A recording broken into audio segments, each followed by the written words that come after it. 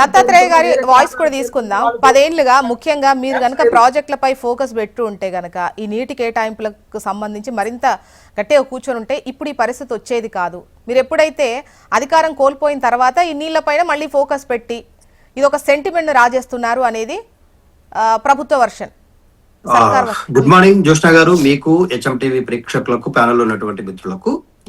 తెలంగాణ రాష్ట్రంలో తొలి ప్రభుత్వం కేసీఆర్ ప్రభుత్వం నీళ్ల విషయంలో తెలంగాణకు అన్యాయం చేసింది అంటే ఈ రాష్ట్రంలో తెలంగాణ రాష్ట్రంలో ఉన్న ఏ నిపుణుడు కూడా దాన్ని అంగీకరించేటువంటి ప్రసక్తి ఉండదు. గతంలో పడవబడ్డ ప్రతి ప్రాజెక్టుని పనిలోకి తీసుకొచ్చి వాడుకలోకి తీసుకొచ్చి వీటిని పూర్తి స్థాయిలో నింపి జలకలం తీసుకొచ్చినటువంటి నాయకుడు తెలంగాణ రాష్ట్రంలో ఉన్నటువంటి ప్రతి జిల్లాకు సాగునీరు అందించాలంటే ఒక దూరదృష్టితో పనిచేసినాం. అయితే నెంబర్ 1 మనం ఏమంటున్నామంటే పోలవరం పనులు వేగంగా పూర్తి చేయడం వెనకాల కోర్టు కేసులున్నా పనులు ఆపకపోవడం వెనకాల దాని పేరు మీదనే ఉన్నటువంటి ఒక కొత్త ప్రాజెక్టు. ఇప్పుడు పోలవరం ప్రాజెక్టు కట్టి దానికి ఉన్నటువంటి మిగులు జలాలు ప్లస్ వరద జలాలు అనేటువంటి కొత్త కాన్సెప్ట్ తోని మేము ఇంకోటి కట్టుకుంటున్నాం. బనకచెర్ల నల్లమల సాగర్ అనేది ఒక పెద్ద నీటి దోపిడికి వేసినటువంటి ఒక స్కెచ్. ఎందుకంటా ఉన్నామంటే తెలంగాణ రాష్ట్రంలో ప్రవహిస్తున్న గోదావరి నది పైన తెలంగాణ రాష్ట్ర ప్రజలకు హక్కు ఉండదట. కానీ పోలవరం ప్రాజెక్టు కట్టుకొని రిపేరియన్ రైట్స్ ద్వారా పొందిన హక్కు ద్వారా వాళ్ళకు వరద జలాలు లేకపోతే సముద్రంలో కలిసినటువంటి నీటి జలాలు అని చెప్పేసి వాళ్ళు వాటిలో హక్కు పొందుతామని చెప్పేసి వాళ్ళ కేంద్రంలో బీజేపీ వాళ్ళ చెప్పు చేతుల్లో ఉంది కాబట్టి ఇది ఒక ప్రయత్నం చేస్తా ఉన్నారు. ఎఫ్ఆర్ఎల్ గాని స్పిల్వే సామర్థ్యం పెంచడం గాని తెలంగాణకు నష్టం వస్తుందని తెలిసినా కూడా ఈ పనులు కొనసాగించడం వెనకాల ఎంత తెలంగాణని తీవ్ర స్థాయిలో ఈ నీటి విషయాల్లో అన్యాయం చేయాలనేటువంటిది ఉందో మనకు అర్థమవుతా ఉంది. మోరోవర్ కేంద్ర ప్రభుత్వం ఈ project from the beginning of the proposal pre privileged report కావచ్చు లేకపోతే దానికి పంపిస్తున్నటువంటి ఇన్ఫర్మేషన్ కావచ్చు ప్రాజెక్టుకు అనుమతుల కోసం చేసుకున్న దరఖాస్తులు కావచ్చు ఏ ఒక్క దానికి కూడా ఇప్పటి వరకు తెలంగాణ కన్సర్న్ తీసుకుని మాట్లాడినటువంటి సందర్భాలు కనిపించలేదు. ఒకటి నంబర్ 1. నంబర్ 2 పోలవరం యొక్క ముంపు గ్రామాల మరి యొక్క ఏమంటారు దాన్ని నిధులు కేటాయించడం కానీ ఆ గ్రామాల పునరావాస చట్టం ప్రకారం రావాల్సిన అంశాలు కూడా ఇప్పటికి పెండింగ్ లోనే ఉన్నాయి.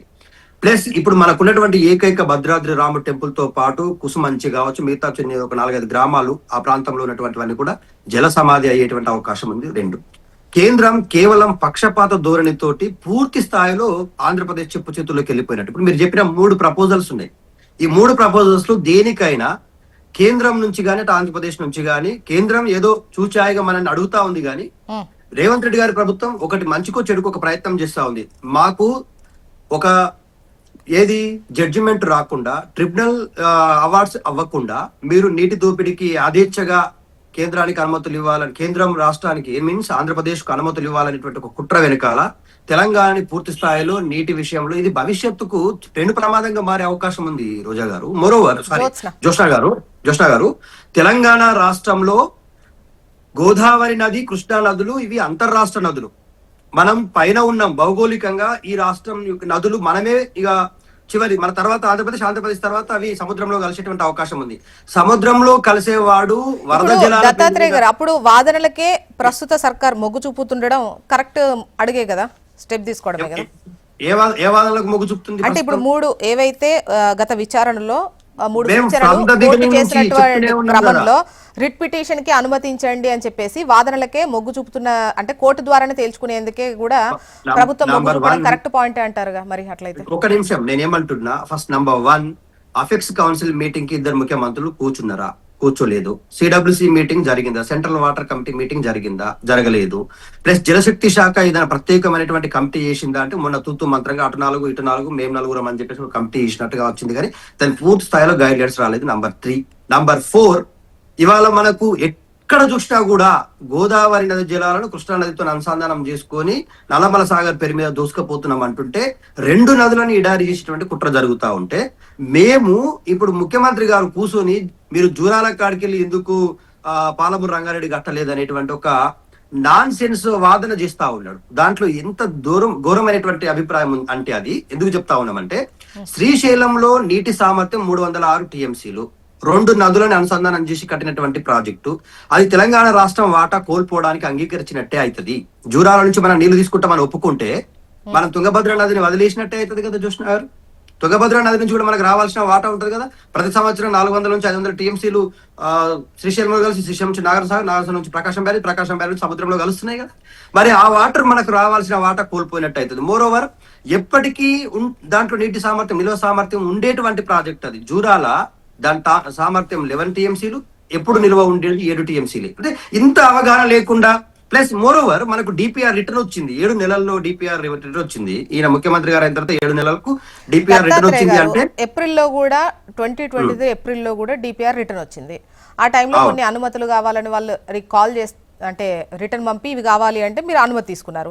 ఇప్పుడు రిటర్న్ అంటే ఏవేవి అవసరం అవుతుందో మాటిమాటికి వెనక్కి పంపుతారు కదా, అవి వీళ్ళు పంపుతారు. దాంట్లో తప్పేముంది? చాలా వ్యాలిడ్ పాయింట్ చెప్పారు. డిపిఆర్స్ రిటర్న్ రావడము అనేటువంటిది మనం సవరించుకోవాల్సినటువంటి అంశాల విషయంలో రావచ్చు. కానీ ముఖ్యమంత్రిగా కేసీఆర్ ఉన్నప్పుడు 7 అంశాల్లో అనుమతులు పొందిన పాలమూరు రంగారెడ్డికి మీరు గుర్తుపెట్టుకోవాలి. ఒకటి, నంబర్ 1, వీళ్ళు ముఖ్యమంత్రి అయిన తర్వాత రేవంత్ రెడ్డి గారు ఈ 2 సంవత్సరాలలో ఉల్టా అనుమతులు తీసుకురావాల్సింది పోయి, వాళ్ళ చిత్తశుద్ధిని నిరూపించుకోవాల్సింది పోయి, దాన్ని పూర్తి చేయాల్సింది పోయి, దాన్ని పడావు పడేసి, దాంట్లో మళ్ళీ 90 టీఎంసీలకు మేము కొట్లాడితే మాకు 40 టీఎంసీలు చాలు అని లేఖలు రాసి ఎంత అన్యాయం చేస్తున్నారో అర్థం చేసుకోండి. అంటే మీకు ఒకటి, మోరోవర్ కృష్ణా నది మీద ఉన్నటువంటి ప్రాజెక్టులు ఏవో తెలవాలి వీళ్ళకు, ప్లస్ తుంగభద్ర నది అనుసంధానంతో శ్రీశైలంతో అనుసంధానమైన ఏవో కూడా తెలవాలి. కృష్ణా నదితో అనుసంధానమైన తెలంగాణ రాష్ట్రంలో ఓన్లీ జూరాల ఒకటి, భీమా ఒకటి, నెట్టెంపాడ ఒకటి. మిగతావి మనకు మొత్తం కూడా శ్రీశైలంతో అనుసంధానమైనవి. మీరు గుర్తుపెట్టుకోరు మేడం, అక్కడ నీళ్లు ఎండాకాలం వచ్చిందంటే మొత్తం పాపం జూరాలలో మొత్తం ఎండిపోతుంది. అది చాలా నీళ్ల సామర్థ్యం అంతా కూడా దిగిపోతుంది, మట్టి కూరుకుపోయి ఉన్నది, అన్న వాటర్ సామర్థ్యమే లేదు. దాని నుంచి మనం తీసుకునే నీళ్ళట పెద్ద ఎత్తున వరద వచ్చినప్పుడు మాత్రమే జూరాలతో ఏమైనా ఉపయోగం ఉంటది. అలాంటి నిగ్ర జలాలు కావాలంటే జూరాలతో మనకు వర్కౌట్ అయ్యే పరిస్థితి లేదంటారు. లేదు మేడం. ఇంకోటి, అటు కర్ణాటక కట్టుకున్నది పెద్ద పెద్ద డ్యాములు కట్టుకుంటుంది, అటు ఆ బాబ్లీ కావచ్చు, ప్లస్ అల్లమట్టి కావచ్చు, ఎన్ని